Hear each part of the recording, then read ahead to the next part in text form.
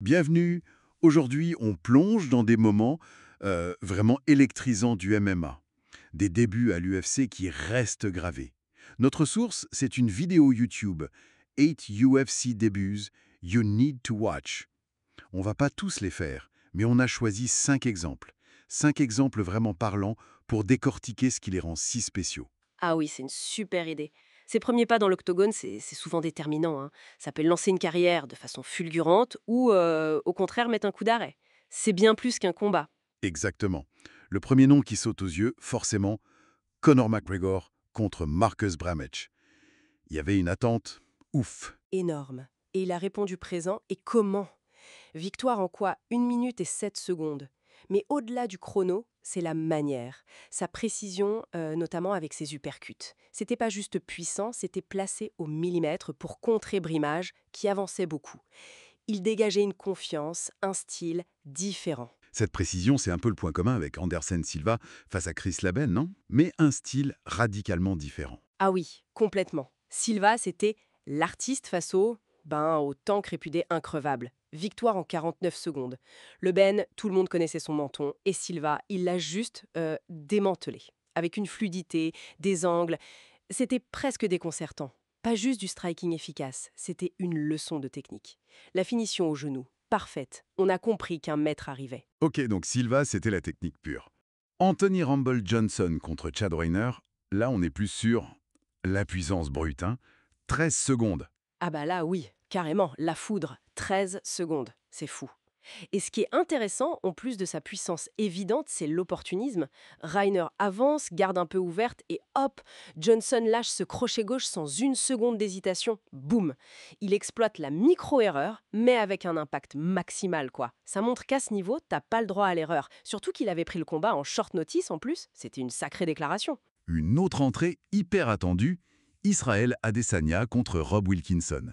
Beaucoup de hype autour de lui, déjà des comparaisons. Comment il a géré ça? Bah justement, avec une intelligence tactique assez bluffante, Wilkinson, lui, son plan était clair, monter au sol.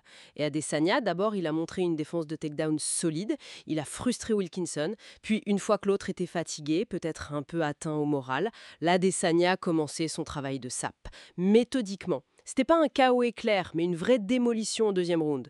Il a montré qu'il n'était pas juste un showman du striking, mais un combattant MMA complet, capable de gérer la pression et d'imposer son jeu. Très juste. Et pour finir notre sélection, Demetrius Johnson contre une légende, Kid Yamamoto. Le défi, c'était la vitesse folle de Yamamoto, non? Exactement. Et c'est là que Mighty Mouse a surpris tout le monde. Non seulement il a fait jeu égal en vitesse pure, mais il a utilisé sa propre vitesse, surtout dans les transitions lutte-frappe, pour complètement neutraliser Kid.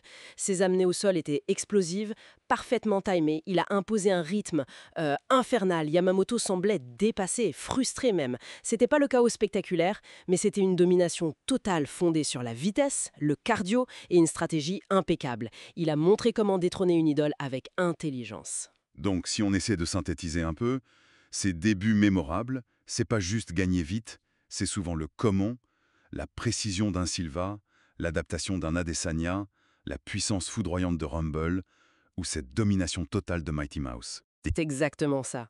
Et surtout, la capacité à faire ça sous la pression énorme d'un premier combat à l'UFC, c'est ça qui est remarquable.